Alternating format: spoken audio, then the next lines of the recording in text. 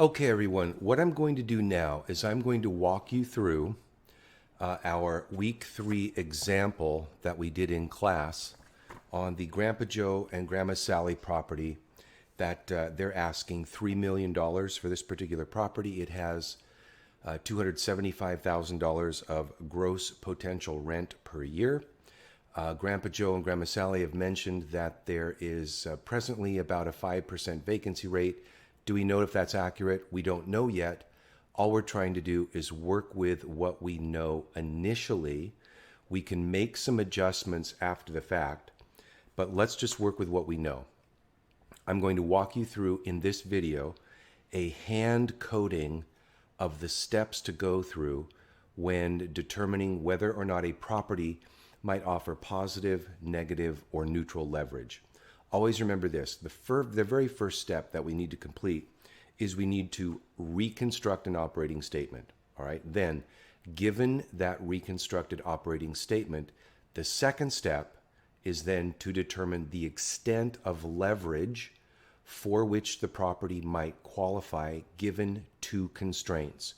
One, a loan to value constraint, or two, a debt coverage ratio constraint. Typically, a lender will loan the lesser of those two constrained amounts for the property. Then the third step after that is to determine whether or not the property offers positive, negative, or neutral leverage. So let's move forward to the hand-coded steps to determine leverage and the extent of positive, negative, or neutral leverage. All right, so what we're going to do now is I'm going to go through the steps in order to determine whether or not a property offers positive, negative, or neutral leverage given some predetermined financing scenario. All right, now, this is a 3-step process. We're going to determine if the deal has leverage, whether it's positive, negative, or neutral. It's 3 steps. The steps are: 1, reconstruct an operating statement.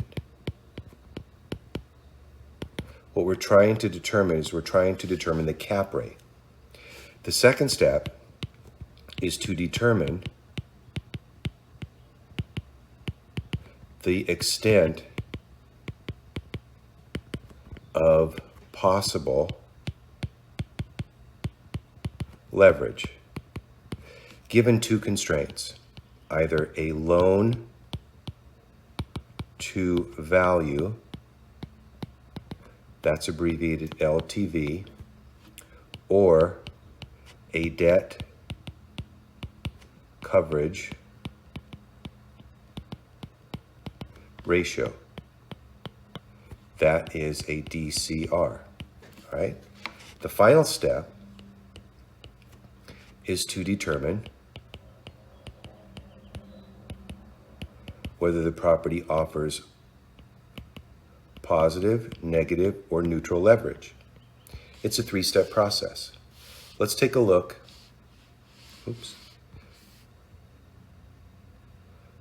Okay, let's take a look at the first step. Step 1 is to reconstruct the operating statement. Okay? We said in our class example that this particular property had $275,000 per year of gross potential rent. We also determined that the vacancy rate is going to be 5% of that, so that's $13,750. We also know that there's going to be some other income, whatever it is, we don't know, but let's just use what we know, of $5,000. We therefore know that the effective gross income is $266,250. We just add this up and we come up with $266,250. We also know from our class example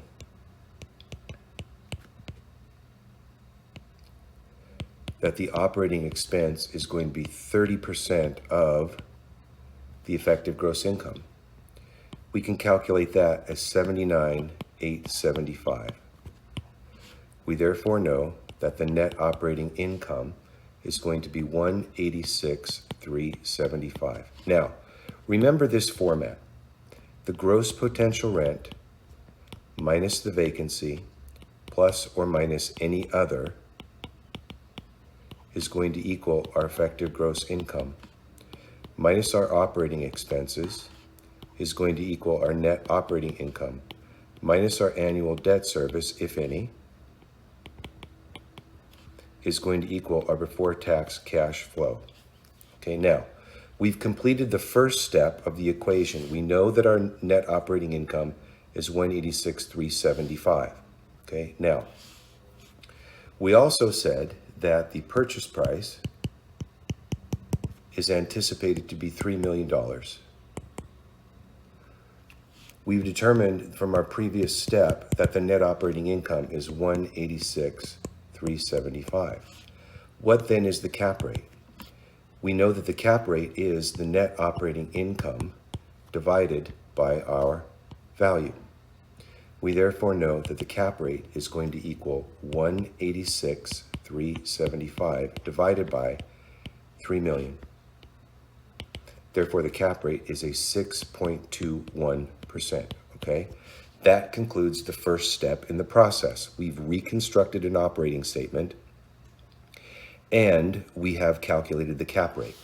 Now, let's move on then to the second step in the process. Step 2 is to determine the extent of any leverage. That's going to have two constraints, either a loan to value percent or a debt coverage ratio. Okay? We know that the lender quoted a loan amount of the lesser of 75% loan to value or a 1.20 coverage. What else do we know? We know that the rate quoted is the 10-year Treasury bill plus 250 basis points of spread. We said that was 2.50 plus 2.50 is a 5.00% note rate. That we've determined is our rate. What else do we know? We know that the origination points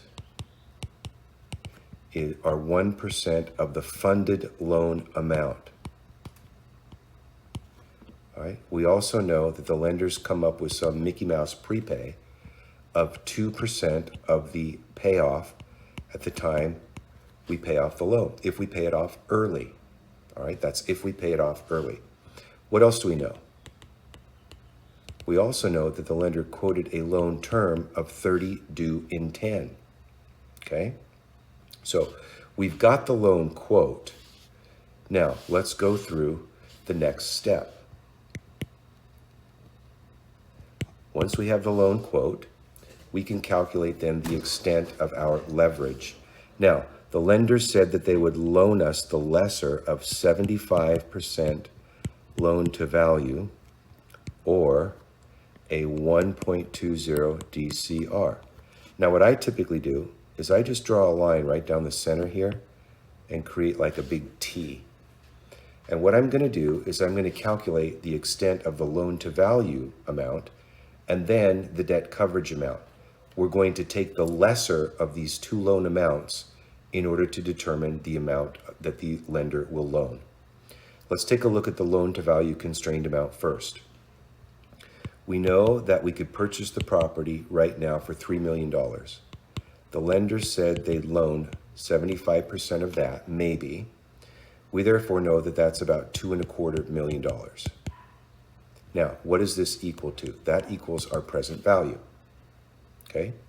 The second, and this is where it gets a little complicated, but if you just write it down and work through it with me, it should become pretty clear.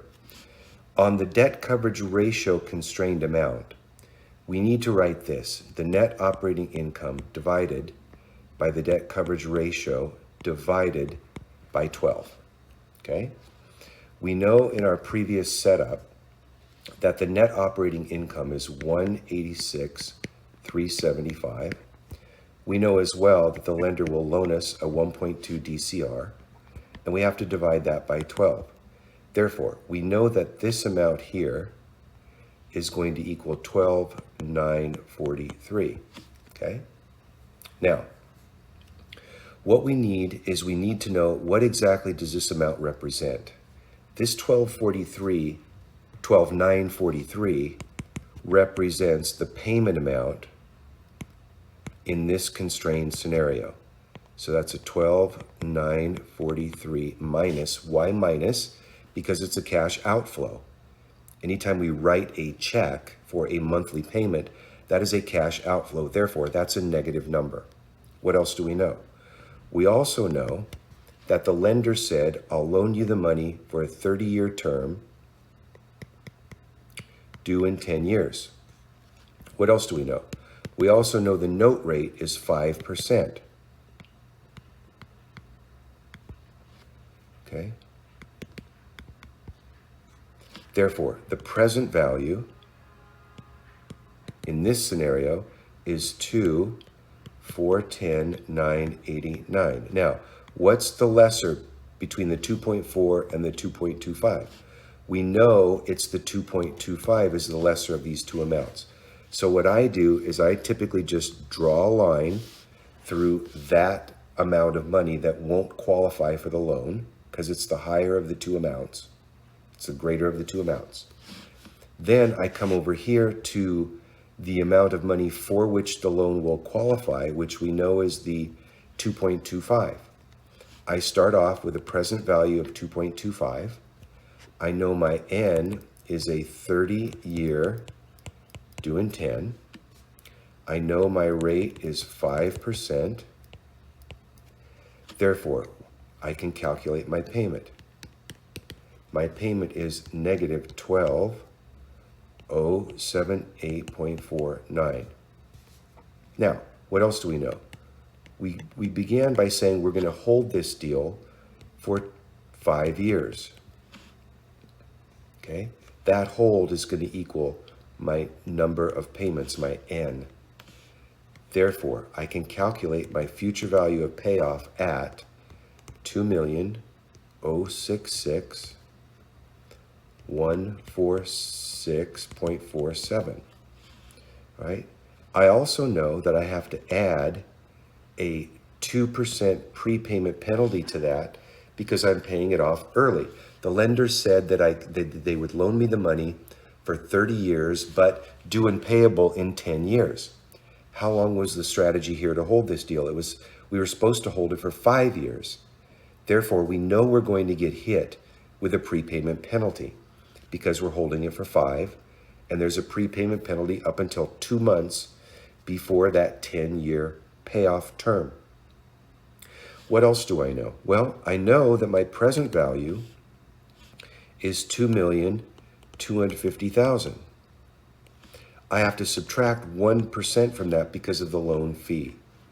Therefore, I know that my rate is going to be 0.4642 per month. If I multiply that by 12, I then know that my effective cost of debt is going to equal 5.5698%. Okay? Now, we've completed then our second step. We know then that our property will qualify for the 2.25 loan-to-value ratio constrained loan amount. I also know that the effective cost of debt through our calculation is going to be a 5.5698%, call it 5.57, okay?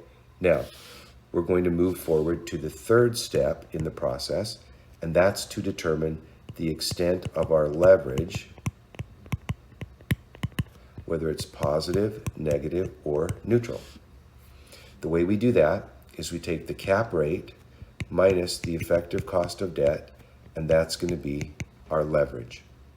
Therefore, we know that the cap rate from our previous calculations is a 6.21%.